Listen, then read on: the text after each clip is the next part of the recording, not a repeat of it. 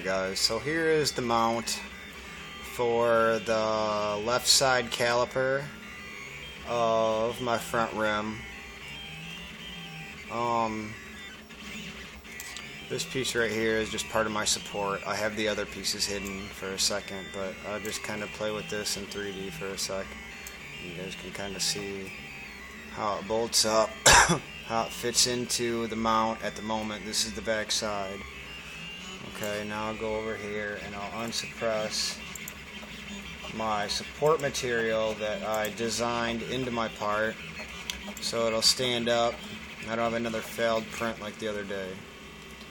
But okay, so from here you got your part built in 3D. It's modeled. We're gonna go to the repeater, and what this does is it gives you put your object in it, and then you slice it, and it'll give you this, which is a whole bunch of slices. If you look, you got the light color is one layer, and then the green, the darker one, is the next layer, and we'll run through. That's all one layer, and that's just the code. That's all the movements. Then it gets a quick little, I don't know how to read all the code, but that's just, if you look, it's X, Y, and Z, well, E, but okay. So then, now when you slice it, you upload, and you start printing, and now you get something that is, oh, sorry, I'll back up. Okay, that's the full size of the printer. You see it moving around. It's a delta configuration, so the three axes move together to be able to attain a flat path, or a flat level path per slice, per layer, I guess. And I mean, you can set this thing up ridiculously. I mean, if you zoom, let me see. I got a flashlight somewhere. Oh, come on.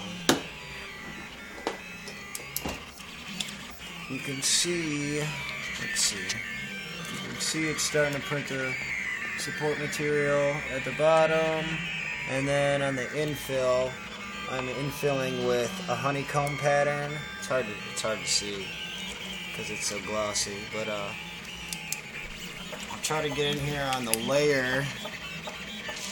I'm not even gonna. You can cut. Yeah, you can't even begin to see the layers. They're too thin. I'm printing in 0.2 millimeter layers right now.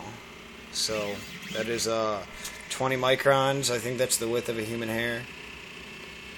So, I mean, it takes a while. But, I mean, anybody can do it. We'll go through, if you look in here, you also can't see it.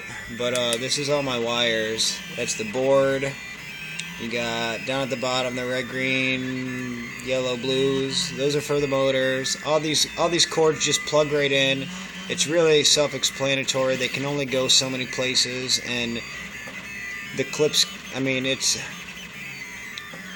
you got to read, but it all plugs right in. You know, it's a pretty good build. It's fun. It's like a big model airplane or some shit like that, I guess. So. It's interactive, and then once you build it, it does work for you. So, I mean, lots of potential here. But stay tuned for more exciting stuff than just this.